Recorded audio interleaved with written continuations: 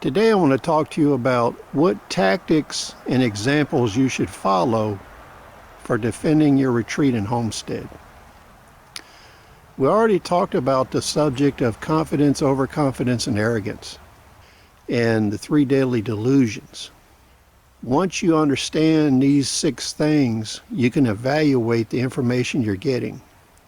The next big piece of the puzzle in defending yourself and your homestead and how you're going to arrange to survive this coming economic depression, you need to look at the tactics and the methodologies people are teaching you on YouTube.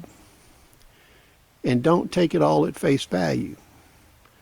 When we look at people that come from the Special Forces, the Navy SEALs, the Rangers, Force Recon, these are very skilled individuals, but their methodologies and success is based totally on surprise and high competence in their skills.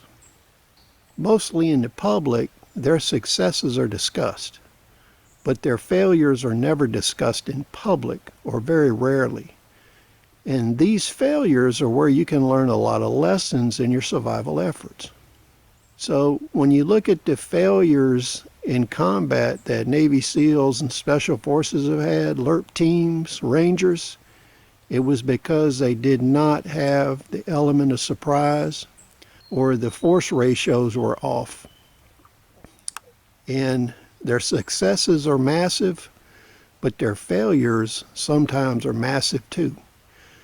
So the tactics that they're teaching require certain situations and prepping the battlefield that may not apply to you. And I'll give you an example. During Vietnam, Navy SEAL teams in the Mekong Delta, some of them experienced 200% casualties.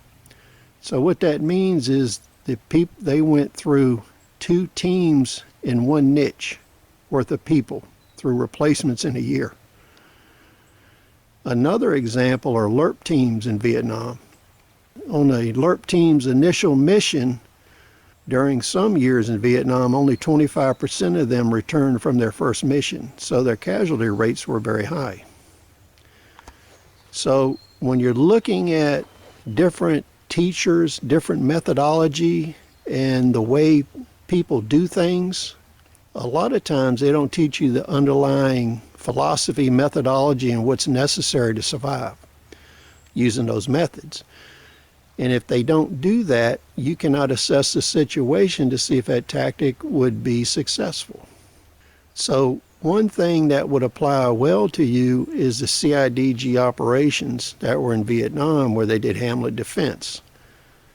There's a lot of information there in methodology that you can use and would be extremely useful. But you have to keep in mind, you have no air support. You don't have a mobile strike force that's going to come and support you. So you can use the fortification methodologies and the light weapons methodology to help you in your homestead defense. But you got to do it in such a way that you account for force multipliers, which you don't have available. So when you're looking at these weapons and tactics people are using, they may be concentrating on AR-15s and AK-47s, but you might be using a lever-action 30-30 or a surplus bolt-action rifle. You're not going to develop the firepower.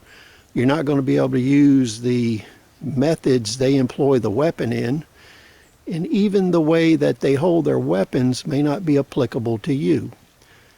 So when you're looking at these sites and these personalities, you need to determine whether what they're teaching is applicable to your situation.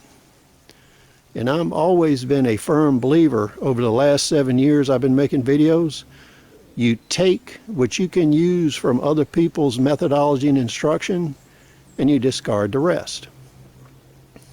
So keep in mind, when you're looking at all these sources, these media personalities, these influencers, these channels, take the tools that will help you and leave the rest behind. Please rate, comment, subscribe. We'll see you on the next video.